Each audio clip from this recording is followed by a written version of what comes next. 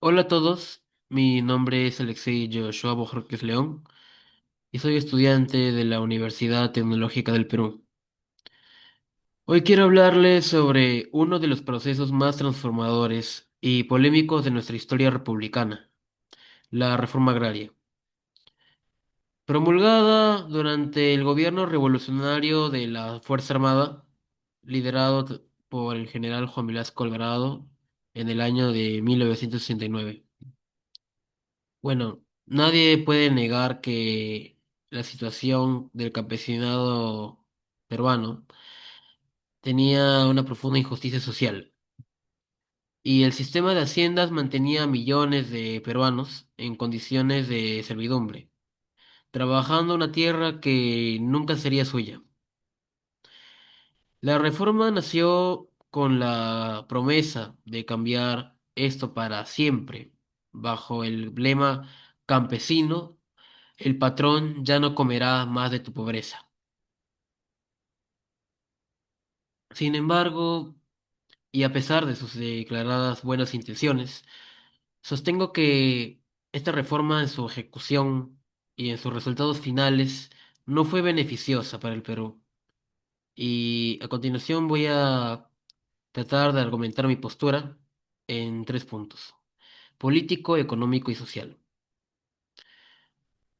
Primero, empecemos por el aspecto político. La reforma agraria no fue el resultado de un consenso democrático, sino una imposición desde arriba, llevada a cabo por una dictadura militar que tomó el poder por la fuerza. Esto es fundamental, porque en lugar de empoderar el campesinado como un ciudadano con plena capacidad de decisión, lo convirtió en un acto dependiente de un nuevo y todopoderoso patrón, el Estado. El gobierno de Velasco percibió al campesinado como una masa que debía ser controlada. Para ello creó el Sinamos, o el Sistema Nacional de Apoyo a la Movilización Social, que en la práctica funcionó como un mecanismo de movilización controlada, sin intermediarios y bajo la tutela del Estado. No se buscaba una participación política genuina, sino una adhesión al proyecto revolucionario que había en ese entonces. Y además este proyecto se desarrolló en un clima de autoritarismo.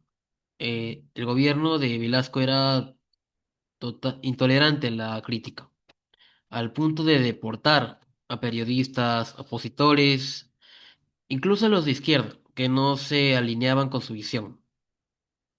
Por lo tanto, políticamente, la reforma no fue un ejercicio de ampliación de la ciudadanía democrática, sino que reforzó un modelo de control vertical y autoritario, donde el campesino, donde el campesino cambió un patrón por otro. Bueno, eso es en cuanto al aspecto político. Ahora hablando ya al plano económico, donde podría decir que quizás es donde el fracaso fue más evidente. La dictadura optó por no parcelar las tierras y entregar títulos individuales, temiendo la creación de minifundios improductivos. En su lugar mantuvo las grandes extensiones de tierra y las convirtió en cooperativas, como las CAP en la costa y las CIAIS en la sierra, perdón. El problema es que el modelo fue un desastre. Primero porque los campesinos nunca sintieron que las cooperativas fueran realmente suyas. Las percibían como propiedad del Estado, administradas por burócratas y técnicos que no siempre entenderían la realidad del campo. Pero el golpe de gracia, digámoslo así, fue la política de control de precios. El gobierno, para mantener contenta a la población urbana, fijó precios muy bajos para los alimentos. En la práctica esto significaba que el campo estaba subsidiando a la ciudad y esta política, al final de cuentas, arruinó la rentabilidad de la agricultura y descapitalizó a las cooperativas. Como resultado, la productividad agraria se desplomó. Las cooperativas se llenaron de problemas de gestión, ineficiencia y en muchos casos corrupción por parte de sus creativos. Y al final, los propios campesinos empobrecidos se rebelaron contra el modelo cooperativo. Tomaron las tierras y las parcelaron, creando finalmente el minifundio que el gobierno quiso evitar. Económicamente, la reforma, lejos de modernizar la, la agricultura, provocó un serio retraso productivo y extendió la pobreza rural. Bueno, y por último, en cuanto al plano social, al ámbito social, aunque la reforma tuvo el mérito innegable de eliminar las relaciones serviles que ataban al campesino de la hacienda, a largo plazo generó nuevas problemáticas y incluso más complejas. Se reemplazó una forma de opresión, sí, pero por una nueva dependencia del Estado. La visión del gobierno sobre el indígena seguía siendo paternalista. Era visto como una víctima que debía ser salvada y transformada, no como un sujeto de su propio desarrollo. El fracaso económico de las cooperativas generó agudos conflictos sociales y dentro de las propias comunidades. Y la supuesta prosperidad nunca llegó, y los beneficiarios de la reforma se encontraron pobres y sin apoyo técnico ni financiero. Pero la consecuencia más trágica, digamos que fue indirecta. El colapso del modelo estatal en el campo y la eliminación de Sinamos durante el gobierno ya de Bermúdez dejaron un vacío de poder y organización que fue aprovechado en la década ya de los 80 por Sendero Luminoso, que encontró en las zonas rurales más olvidadas un terreno fértil para su demencial proyecto.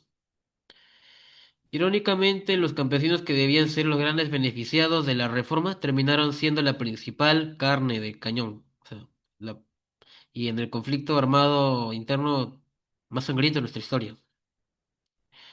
Bueno, ya ahora sí, concluyendo este video, la reforma agraria de General Velasco, aunque nació de un diagnóstico correcto sobre la intolerable justicia que se vivía en el campo, fue un proyecto fallido, con todas sus letras, y fue fallido en su diseño y en su ejecución. Políticamente, una imposición autoritaria que no construyó su ciudadanía, sino que consolidó el control del Estado. Económicamente, fue un desastre que descapitalizó el campo, destruyó la productividad y extendió pobreza. Y socialmente, liberó al campesino de la servidumbre, o sea, sí, pero a la vez lo dejó en una nueva dependencia y en una situación de vulnerabilidad que más tarde tendría consecuencias. Bueno, finalmente este estudio es fundamental, creo yo, no para juzgar la simpleza de nuestro presente, sino para comprender la complejidad de nuestra historia y aprender de los errores principalmente. La tierra y quienes la trabajan merecen políticas que les ofrezcan por fin la verdadera libertad, prosperidad y sobre todo una ciudadanía plena. Muchas gracias por su atención. Nos vemos.